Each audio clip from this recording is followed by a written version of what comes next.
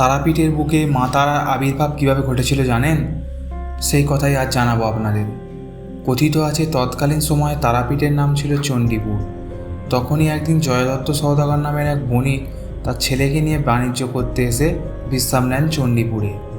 আর এমন সময় এক সাপ কোথার থেকে এসে তার ছেলেকে কামড়ায়, আর কিছুক্ষণের মধ্যেই তার ছেলের মৃত্যু হয়। স্বভাবতই এভাবে ছেলেকে হারিয়ে শোকে পাথর হয়ে যায় সওদাগর। কোনো ক্রমে ছেলের পরলৌকিক ক্রিয়া সম্পন্ন করতে উদ্যত হন তিনি। কিন্তু পরলৌকিক ক্রিয়া সম্পন্ন করতে গিয়ে সমস্যা দেখা যায়, প্রয়োজন হয়ে পড়ে মাছের। কিন্তু সেই সময় মাছ ধরতে যাওয়ার মতো মানসিকতা কারণ নেই, কিন্তু এক্ষেত্রে মাছ আনা আবশ্যক। তাই অবশেষে পুকুর থেকে ধরে আনা হলো একটি জীবিত শোল মাছ। মাছ কেটে আবার ওই পুকুরেই ধুতে নিয়ে যাওয়া হয়। আর এমন সময় সমস্ত কাটা অংশগুলো জোড়া লেগে সেই মাছ আবার জীবিত হয়ে ওঠে। এই দৃশ্য দেখে হতবাক হয়ে যায় ওখানে উপস্থিত সকলেই। আশায় বুক বাঁধলেন জয়দত্ত। তিনি তার মৃত পুত্রের দেহ সেই পুকুরে ডোবানোর সিদ্ধান্ত নেন। সকলের চোখের সামনে এবার এক অদ্ভুত ঘটনা ঘটে। একবার ডুব দেওয়ার পরই বেঁচে ওঠে সাপের কামড়ে মৃত্যুর কোলে ঢলে পড়া সেই ছেলে। সকলেই তখন তারা মায়ের জয়ধ্বনি দিয়ে ওঠে, আর শোল মাছ হয়ে ওঠে তারাপীঠের মঙ্গলের প্রতীক। সেই থেকেই মা তারার ভোগের মূল উপাদান হিসেবে দেওয়া হয় শোল মাছ, আর সেই থেকেই ওই পুকুরটি জীবিত কুণ্ড নামে প্রচলিত। তবে ঘটনাটি এখানেই শেষ হয় না। ওই রাতেই ওই বণিককে স্বপ্নাদেশ দেন মা তারা। দিনটি ছিল শুক্লা চতুর্দশীর।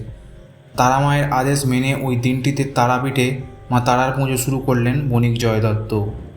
সেই থেকে আজ অবধি মা তারার আবির্ভাব দিবস উপলক্ষে তারাপীঠে দূর দূরান্ত থেকে ভক্তরা ছুটে আসে তারা মায়ের কাছে, মাকে নিজের মনস্কামনা জানান। অবশেষে মা তারা আশীর্বাদ ও মনে শান্তি নিয়ে ফিরে যান ভক্তগণ।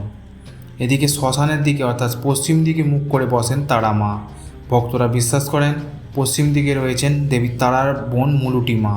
তার সঙ্গে এই দিন সাক্ষাৎ হয় তারা মায়ের। আবির্ভাব তিথিতে তারা মাকে বিশেষ ভোগ দেওয়া হয়। সারাদিন দেবী অন্নভোগ গ্রহণ করেন না, কেবল ফল ও মিষ্টি দিয়ে শীতল ভোগ দেওয়া হয়। এবং ওই দিন রাতে পুজো শেষে দেবীকে দেওয়া হয় অন্নভোগ তথা মহাভোগ।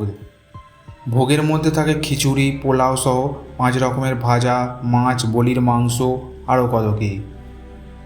তারাপীঠের মা কখনো পূজিতা হন দেবী দুর্গা, আবার কখনো অন্নপূর্ণা রূপে। এই দিন মা পূজিত হন দেবী লক্ষ্মী রূপে।